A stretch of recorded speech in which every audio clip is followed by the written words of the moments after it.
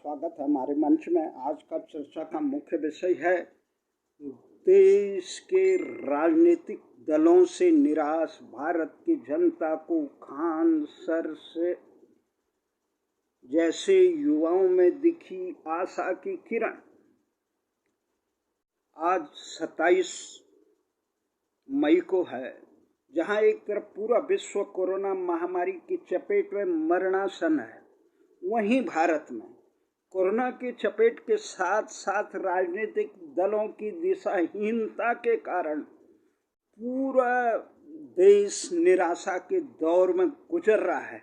और इस निराशा के दौर में भी भारत के लोगों को जिस प्रकार से पटना के युवा खान सर जैसे युवाओं से आशा की किरण झलक रही है।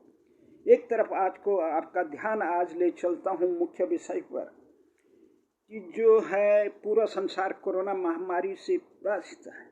जिस चीन ने इस पूरे संसार को कोरोना से त्रस्त किया, जहाँ चीन पर आरोप है कोरोना महामारी के को उसने जैविक हथियारों से लेकर पूरे संसार को एक प्रकार से तीसरा विश्व युद्ध बिना एक गोली के चलाए ही जीत लिया और संसार के 35,112,509 लोगों को मौत के घाट उतार दिया है। वहीं इस महामारी से चीन में केवल 91,000 से कुछ अधिक लोग संक्रमित हुए और वहां केवल 4,636 लोग मारे गए। और ये बताया जाता है चीन के उस प्रयोगशाला में असावधानी से या परीक्षण के तौर पर ये जो कोरोना महामारी का दंश फैला, तो उससे चीन ने न केवल उस पर अंकुश लगा लिया, अपितु चीन संसार के इस कोरोना काल में सबसे मजबूत अर्थव्यवस्था और उसने कई अपनी लाभ की स्थिति में रखा।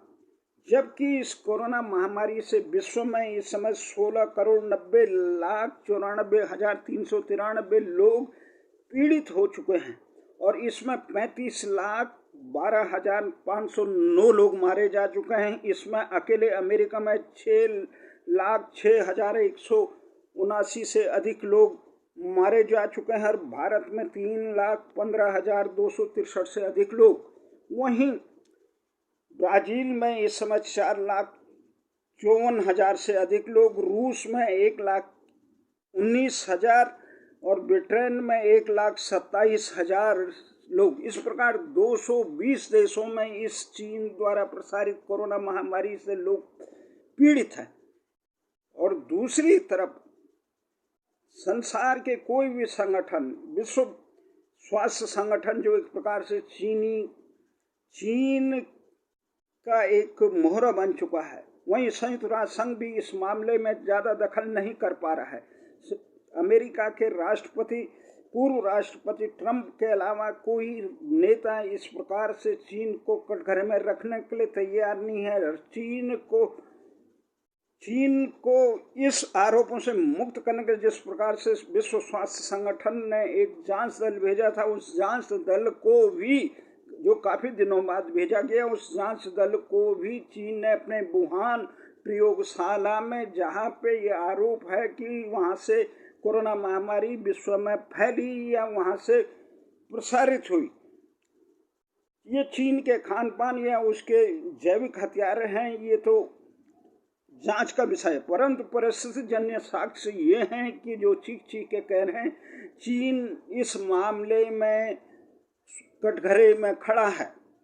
दूसरी तरफ भारत में इस मामले में यहाँ पूरी व्यवस्था एक प्रकार से बेनकाब हो चुकी है। यहाँ की सरकारें जो 60 साल पे यहाँ पे चिकित्सा ढांचा था, वो पूरी तरफ से आम जनता को इस प्रकार की महामारी या स्वास्थ्य सेवाएं देने में नाकाम रही। यहाँ आम जनता को कोरोना महामारी के दूसरे चरण में जो भारत में सबसे ज़्यादा कुप्रभाव हुआ, और भारत और अमेरिका इसके पहले चरण में अमेरिका में जिस प्रकार से लाखों लोग मारे गए, उसी प्रकार से दूसरे चरण में इसका निशाना भारत पर रहा। और यह भी जग जाहिर है कि भारत और अमेरिका ही सबसे ज्यादा चीन के खिलाफ आक्रामक ढंग से काम कर रहे थे, और इस बीमारी से दोनों ही देश पीड़ित होकर उनकी अर्थव्यवस्था रसातल में पहुंच चुकी है। और यहाँ के तमाम नेतृत्व इस प्रकार चीन के खिलाफ बोलने के बजाय अपने ही लोगों को उबारने में लगे। तो यहाँ भारत में जिस प्रकार से वह है, यहाँ राजनीतिक दल एक दूसरे पे आरोप प्रत्यारोप कर रहे हैं। इसका नमूना कल 26 मई को देखने में मिला, जब किसान आंदोलन के नाम पर यहाँ पर जब पूरे देश में कोरोना से उबरने के लिए जिस प्रकार से कल कारखाने, उद्योग धंधे से लेकर आम जनता भी घरों में बैठी हुई है ताकि ये प्रसार प्रसार न हो, सभी राजनीतिक, आर्थिक, सामाजिक तमाम प्रकार की गतिविधियों पर पाबंदी लगाई। परंतु हैरानी की बात है कि सरकार के नाक के तले केंद्र सरकार, राज्य सरकार जिस प्रकार से हरियाणा और दिल्ली में इस प्रकार से किसानों आंदोलन के नाम पर यहाँ पे भीड़ इकट्ठा हुई, किसान आंदोलनकारियों की आंदोलन जारी रहा। उसके लिए जहाँ आंदोलनकारी लोग जिम्मेदार हैं, वहीं इस आंदोलन को समर्थन देने वाले तमाम विपक्षी दल भी जिम्मेदार हैं कि क्यों वो इस प्रकार कोरोना काल में, जब कोरोना महामारी अपनी चरम स्थिति पर, उस समय किसानों के नाम पर घड़ियाली आंसू बहाने वाले लोगों को भी किसी भी सूरत में भीड़ इकट्ठा नहीं करनी चाहिए थी। जिनको इतनी भी समझ नहीं है कि इस महामारी से भीड़ इकट्ठा करने का मतलब पूरे देश में करोड़ों लोगों की जिंदगी से खिलवाड़ करना। ऐसे लोग किसान ही नहीं, देश के भी दुश्मन होते हैं।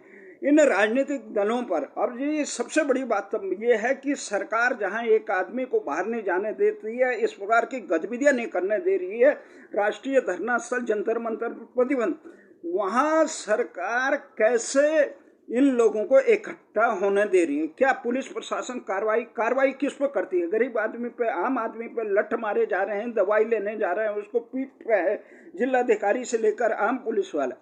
तो वहाँ इस प्रकार की भीड़, क्या संगठन ताकतवर लोगों के लिए कोई कानून नहीं है?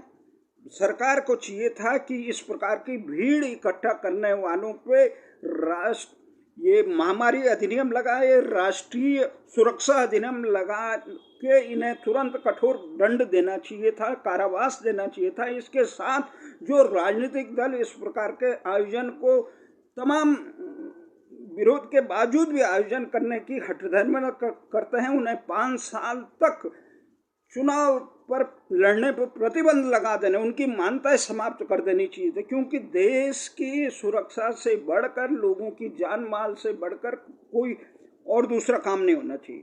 तो इसमें सरकार कहीं ना कहीं कटघरे में है। सरकार का काम तमाशबीन नहीं, अपना इकबाल बुलंद रखना, शासन व्यवस्था, लोगों की जान माल के साथ कानून व्यवस्था की रक्षा की जिम्मेदारी सरकार की है। सरकार की जिम्मेदारी केवल आम आदमियों पर लठ मारने की नहीं है, उन्हें अपना हनक दिखाने की नहीं है, अभी तो जो संगठित गिरोह हैं उन पर अंकुश लगाने की ज़्यादा होती है।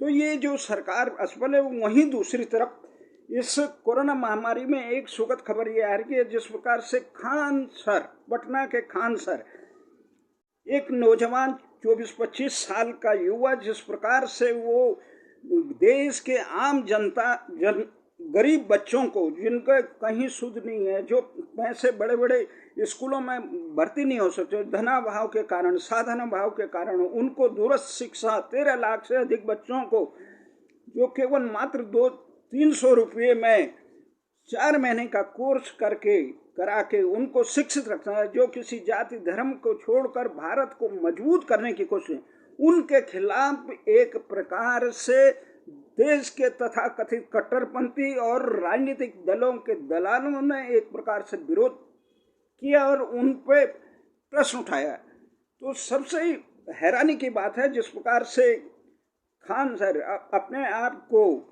राष्ट्र को समर्पित करने के लिए जाने जाते हैं, और उनका कथन भी है कि वो जीवन में कर्ण, विवेकानंद और अब्दुल कलाम से प्रेरित होकर भारत माता के, वो कहते हैं हमारा दीन धर्म सब कुछ भारत है।